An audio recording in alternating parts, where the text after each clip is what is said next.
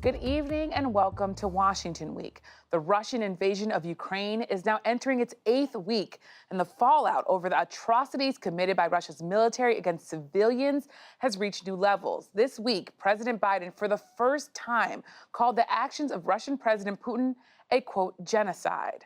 On Wednesday, President Biden announced an additional $800 million in new military supplies to Ukraine, including heavy artillery and helicopters. All of them are designed to help Ukraine, as we talked about, help Ukraine in the fight that they are in right now, and the fight that they will be in coming days and weeks. That comes as Russia warned that U.S. and NATO shipments of weapons to Ukraine could bring, quote, unpredictable consequences. Meanwhile, in a dramatic new step, European Union officials are drafting a proposed ban on Russian oil products, though no agreement has been reached yet on the issue. Still, President Putin rejected the idea that Russia can be cut off from the world economy. We are not going to be isolated. No one can be isolated in the modern world. Moreover, it's impossible to do with a country as huge as Russia. Joining me tonight to discuss this and more, Peter Baker, Chief White House Correspondent for The New York Times, Eugene Daniels, White House Correspondent and co-author of Politico's Playbook, and Mariana Sotomayor, Congressional reporter for The Washington Post. Thank you, all of you, for being here. Peter, I want to start with you. You were a Moscow bureau chief for a long time.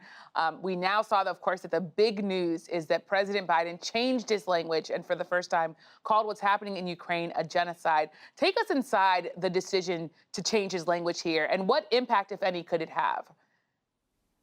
Well, the important thing to remember here is a political statement rather than a legal statement, right? So President Biden is saying that in his opinion, this counts as a genocide. It's not a legal determination. There is a whole set of international law here that, lawyers will apply at some point or another. And there's some debate about whether this would qualify. Genocide, in theory, according to the law, would be, wiping out or trying to wipe out an entire people. You could debate whether that's really what Vladimir Putin's goal is here. But it's certainly true that Vladimir's goal is to wipe out the idea of Ukraine as a separate nation and the idea of Ukrainians as separate people. That is a broader sense or definition, in a way, of genocide that we've traditionally talked about. You've seen him talk about that in public. He wrote a piece that was published last year saying that Ukraine is not a separate nation. He wrote it's simply a part of Russia, and they shouldn't get, they shouldn't get status of being their own people. So in that sense, he's trying to wipe out the very idea of it. Now, what he's doing, of course, President Biden is escalating the rhetoric, whether you call it genocide or war, crimes against humanity or what have you. He's putting Putin on notice that there will be accountability when this is over.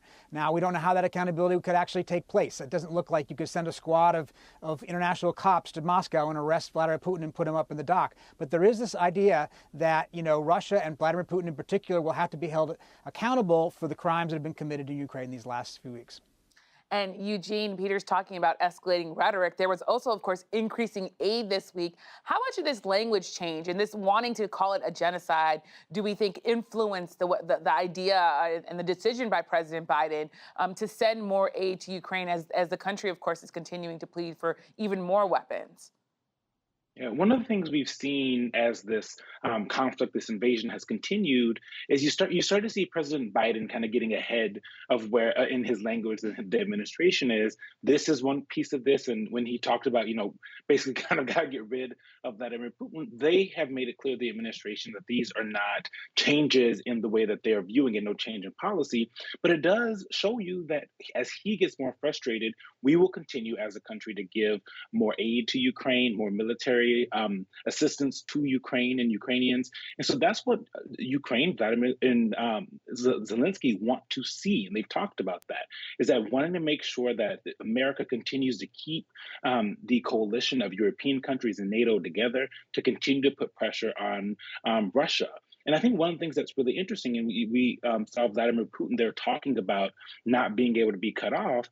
He's also been surprised, Vladimir Putin and Russia writ large, about the resilience of Ukraine, the amount of assistance that's been given from both the United States and European countries. So as this continues, and it doesn't seem like it's going to end anytime soon, every official I talk to here in the United States says that is going to continue to up. Right? Every time that it looks like it's going to get worse, we're going to continue to give every kind of aid that we can without increasing the dangers for Americans and NATO. And Mariana, Eugene's talking about this sort of prolonged war and this going, of course, much longer than a lot of officials thought it would go. I wonder, of course, Congress was out this week, but I know that that's your beat. So I want to ask you, what's going on in terms of Congress, where lawmakers' minds are when it comes to what to do next? And is there sort of bipartisan agreement on the way forward? The fact that this is going to go on for a long time is exactly what's at the forefront of their minds.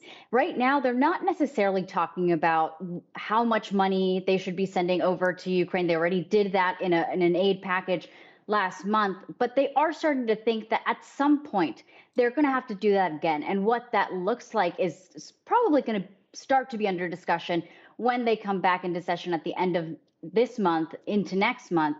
And that, of course, can look like funding for military equipment. That is something big that you all previewed earlier, where Zelensky has been really making that plea, not to mention the fact that they need the humanitarian aid as well. Zelensky has done a really good job anytime he has briefed lawmakers to really make an emotional appeal. And that has really, as we've seen in the last couple months, really triggered members into action. And it's very rare nowadays to see anything pass in a bipartisan manner or have overwhelming support. And you really see that here on this issue. So it's likely that more things will come up as this issue continues to be at the forefront. And Peter, as Mariana is talking about the thinking of lawmakers, I want to come to you as our Russia expert to talk about the thinking possibly of President Putin. We see Russian military forces regrouping. Just this week, we saw an important Russian warship sink. Russia is saying that it was an accidental fire. Ukraine is saying that they hit the ship with missiles. But overall, what do we think of, or what do we know about President Putin's thinking of the overall war as a possible miscalculation? Well, it's a good question, and we don't know what's in his head. That's part of the problem here, of course. But it has been, a serious miscalculation on every front. There's no other way to look at it. They thought they could simply waltz into Ukraine and within a few days and weeks have it all wrapped up. They literally thought, and we reported this, that 30 to 50% of the Ukrainian army would simply switch sides, simply join the Russians and say, yes, we're on your side. Didn't happen, obviously. They thought that they could drive a wedge within the West. In fact, it's been the opposite. NATO is more unified today than obviously has been in years. They thought that they could drive the United States and the West out of Eastern Europe, or at least send a signal that they should get out. Instead, you're now seeing Finland and Sweden, who never joined NATO during the Cold War, didn't see the need to do it then, now talking about joining NATO now. So on every front, Vladimir Putin has succeeded in doing the opposite of what he says he wanted to do. Now they are regrouping, as you say. They seem to be focusing more on the East, looking for some sort of way of getting a win out of this. If they can carve off part of Ukraine in the East and say, well, this is the part where Russian speakers live the most, and therefore we're going to focus on that. That may be his next, plan B at this point. Ukraine obviously won't accept that. President Zelensky has made clear that Ukrainian territory is Ukrainian territory. It was bad enough that they have had to live for 8 years with Russians effectively seizing control of both Crimea and the eastern Donbass area. They're not going to accept a larger share of their territory being permanently occupied. And if that's what President Putin thinks is going to happen, he's going to probably be in for many years of fighting to come, whether it be on a formal battlefield or just in sort of a kind of guerrilla resistance. So he has, I think, put himself and his country in a place that is unenviable and without an easy out.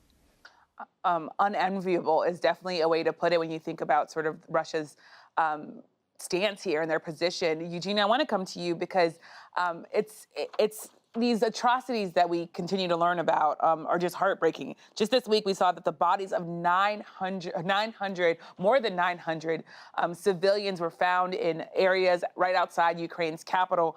I wonder, when you think about it, as this war deepens, what's the Biden administration's thinking when it comes to possibly sending an administration official over there to be on the ground in Ukraine? Yeah, one of the things that my colleagues at Politico scooped this week was that the administration was having internal discussions about sending a high-level official to Kiev to kind of show further support, right, for Ukraine, kind of upping the amount of face time that we have been giving to Ukraine, right? Who that is very unclear. But when you talk about high-level officials who make sense, you have obviously President Biden, though Jen Psaki yesterday at an event said that they were not sending President Biden to Ukraine. But you also have Vice President Kamala Harris, who was in Poland and Romania recently. You have Secretary of Defense Lloyd Austin and the Secretary of State. So all of them seem like people who make a lot of sense. If they are going to send folks, they're probably not going to tell many people when that, if they do pull the trigger on that. And what we're told is that that could also change depending on how the war continues to play out, how dangerous it is, or how safe it can be made for our high-level officials.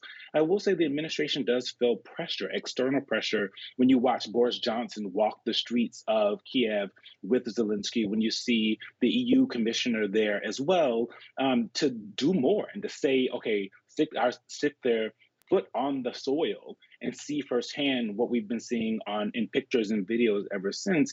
Because as this war continues, one thing that administration officials have been thinking a lot about is how do we keep the coalition together?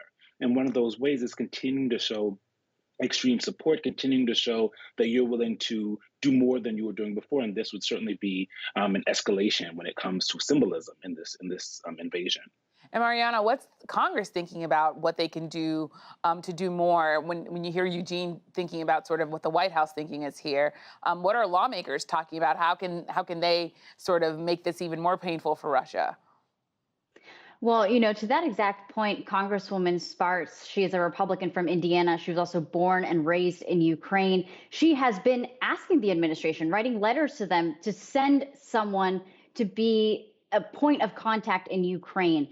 So that is something that she's been unilaterally trying to do. But in terms of what other things Congress has been talking about, what they could help in the short term, are two different things. One, the Senate has actually already passed just kind of this procedural legislation that would help ease and streamline any arms shipments that the U.S. may want to send to Ukraine. That's now something that the House may consider in these upcoming weeks when they're back in session. Something else that Democrats in particular, both in the Senate and in the House, have been talking about, some have introduced legislation on, is how can they undo some tax breaks for American companies that are still doing business with Russia. They're trying to find other ways to hurt Russia, even though Vladimir Putin has said, any sanctions, any economic setbacks aren't really being felt here. The United States is still trying, and Congress in particular, trying to be ahead and trying to find those ways to hurt Putin and Russia where it could hurt.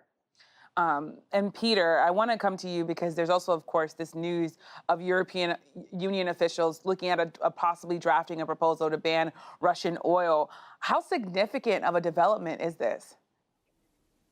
Well, if they follow through on it, it would be significant, obviously, because Russia sells a lot of its energy to Europe, and Europe depends on Russia. And they've been very reluctant to cut them off entirely because, in fact, they would pay a price. It's easy for politicians in Washington to say, let's cut off Russian oil here. We don't depend on it. We're not going to have our lights go off and have our homes cold at night if we cut off Russian energy the way Europe does. So if they actually follow through on it, it's a big deal. It's a big economic pain for Russia, because that's where they get a lot of their income from overseas. But obviously it involves pain on the part of the Europeans, and they're looking for ways to mitigate that through other sources of energy. That's something that Washington has talked to them about. The Biden administration has tried to find ways to help them substitute energy for what they would lose if they did it. It would be a huge statement and potentially a big economic penalty for Russia. And Peter, in the last couple seconds before we go into the domestic politics, because there's a lot to talk about there, I just want to ask you really quickly about this sort of reporting on Ukraine as a sort of IT war. They have a defense minister that's working with social media influencers to really tell the story of the war, to be on social media, keeping it front of mind to people. And one report even described Ukraine as a sort of tech company and Russia as an old rusty tank. What can you tell us about the different strategies here? Yeah, no question that Ukraine has been a case study in the modern form of warfare. Beyond the bombs and guns, is an online war going on in which Ukraine is fighting for the hearts and souls of the world. And their digital minister, Mikhailo Fedorov, has managed to use Twitter, just as an example, to shame companies into stop doing business with Russia, to appeal to companies around the world for help to Ukraine. They've literally sent out, I think, thousands of businesses have contacted in order to seek help or to try to get them to cut off Russia. They've used that sort of platform to bring their case around. Obviously, the videos that they can post, the president's Zelensky's ability to talk to the world through Zoom, through video contacts. That's so different than what we saw the last time Europe had a war in the 90s when the Balkans flared up, and it really brings that war home to people's living rooms, and I think help Ukraine basically make their case against Russia. And it is surprising that Russia, which has a great deal of cyber capability, has not seemingly been able to use it to its benefit. That may be a sign of preparation that was done in advance of the war by the Ukrainians with American help, or it may be that they're holding back and that there's still, cyber power to come from Russia that we haven't seen yet. Well, it's certainly an interesting thing that we'll want to keep talking about.